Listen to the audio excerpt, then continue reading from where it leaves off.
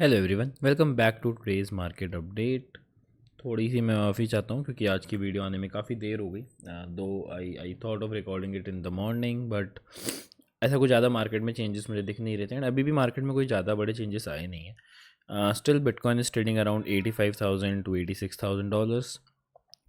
As I mentioned in the last video कि market ने 83 वाले लेवल को अच्छे से रिक्लेम किया and we are getting a push towards 86 87 and decision time उस समय मार्केट 84 के आसपास ट्रेड कर रहा था एंड उस समय मैंने आपको बोला था कि 86 87 will be again a decision time कि अगर 87 को फ्लिप कर देता है तो will be heading up towards 90 के, और 90 के को अगर फ्लिप कर देता तो डंप विल बी ओवर। अभी के मार्केट सिनेरियो से मुझे ऐसा दिख रहा है कि एक पुश आएगा towards the end of this weekend. मतलब अब संडे है तो संडे के एंड तक या फिर मंडे ओपनिंग तक या मंडे सुबह एशिया सेशन में ऐसा होगा कि we will be getting a push towards 90 K. ऐसा हो सकता है कि मार्केट में एक थोड़ा सा रिट्रेस बैक आया और यहाँ से मार्केट एक पंप दे दे। तो मैं ये जो पुरानी ड्राइंग्स हैं इसको हटा देता हूँ फॉर अ बेटर क्लैरिफिकेशन। तो what I am expecting is कि लेट्स से बिटकॉइन बिटकॉइन अभी $85,600 पर है।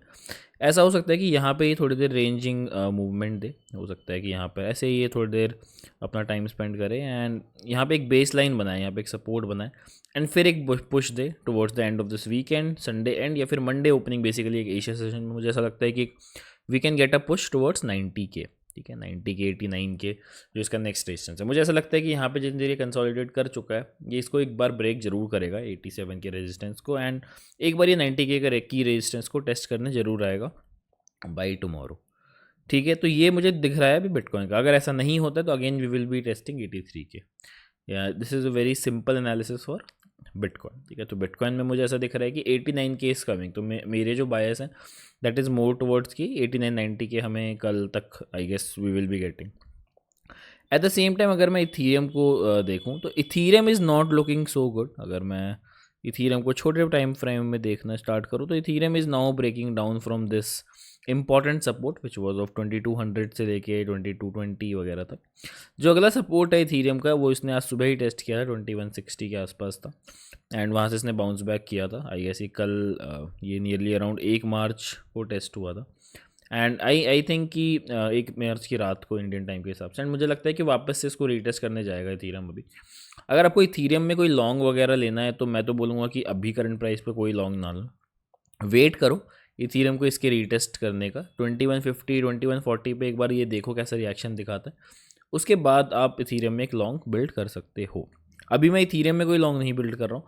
मैं इथीरियम में actually very honestly I am waiting for these levels to hit, चाहे वो 1800 और 1600। As I mentioned in my Ethereum के एनालिसिस वाली वीडियो, बहुत सारे लोग उस पर काफ़ी नाखुश थे कि आप 1800 क्यों बोल रहे हो, 1500 क्यों बोल रहे हो, आप 100 ही बोल दो, 90 ही बोल दो क्रिप्टो ख़त्म हो गया। यार देखो, मैं तो नहीं चलाता हूँ क्रिप्टो। अगर मैं चलाता होता तो इथीरियम अभी 10,000 20,000 डॉलर पर ट्रेड कर रहा होता, क्योंकि उसमें मेरा भी पैसा बन रहा होता।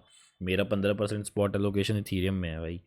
तो मैं भी बेच बाच के अपनी ज़िंदगी जीता, है ना। 2-3 घर दे देता घर वालों को बना के, खुद के घर बना लेता, है कि नहीं, 4-5 बंदियाँ रख लेता। तो ऐसे नहीं होता, राइट। तो इट इज़ कि there will be a chance कि 2150 पे एक बाउंस आए, बट आई स्टिल थिंक कि 1800 और 1600 लेवल्स वाले जो इंपॉर्टेंट सपोर्ट हैं वो टेस्ट होंगे इन कमिंग वीक्स और मंथ्स। ठीक है, तो that is what I am thinking about Ethereum. अगर मैं eight the same time total two को देखूँ तो टोटल टू ने भी इसको रिक्लेम नहीं करा है अभी तक 1.1 ट्रिलियन डॉलर्स को एंड इसको ही रेजिस्टेंस बना के 1.09 वगैरह वाले लेवल्स को ये वापस से रीटेस्ट करने आ रहा है। एंड आई थिंक ये एक बार $980, क्योंकि एट द सेम टाइम अगर आप टोटल 3 को देखोगे तो वो भी $780 बिलियन को रीटेस्ट कर सकता है वापस से। ये जो पूरा रेंज है जहाँ से रैली शुरू हुई थी मार्च के टाइम पर, सारे टोकन्स आपके ऑलमोस्ट वहीं आ गए हैं, ऑल्ट कॉइन्स। तो काफ़ी वैसे बुरी बात तो है ये, but this is how it is guys, this is what it is. तो आई गेस 720 या 760 वाला डॉलर्स जो है बिलियन डॉलर टोटल 3 में, ये वापस से रीटेस्ट होगा। तो again I will be waiting for this to take major longs. अब अगर मैं एक कुछ टोकन्स की बात करूँ कि क्या टोकन्स हैं जो कि अच्छे दिख रहे हैं, अगेन मेरी नज़र इस पूरे डंप में 4 से 5 जो टॉप टोकन्स हैं उन्हीं पे रहेगी। As I mention in each video कि I will be buying again Solana अगर वो मुझे $130 और $115 के बीच में दिखता है। मेरी एक एंट्री होगी 132 की और एक एंट्री होगी मेरी 116 की। तो इन दो लेवल्स पे मैं सोलाना बाई कर रहा हूँ। सोलाना के अलावा टाओ मैंने बहुत सारा एक्यूमुलेट कर लिया है ऑलरेडी इस रेंज में, एंड अगर टाओ मुझे 300 के आसपास मिलता है तो आई will B accumulating more and more tau. 300 पे मैं एक ऑर्डर सेट कर देता हूँ। अगर टाओ 300 हिट करता है तो I am expecting a very quick V shape recovery. Eight the same time अगर मैं ऑन्डू को देखूँ तो ऑन्डू ने काफ़ी अच्छा सपोर्ट दिखाया था, काफ़ी अच्छे से इसको होल्ड किया एंड बहुत तेज़ी से पम्प बैक किया था।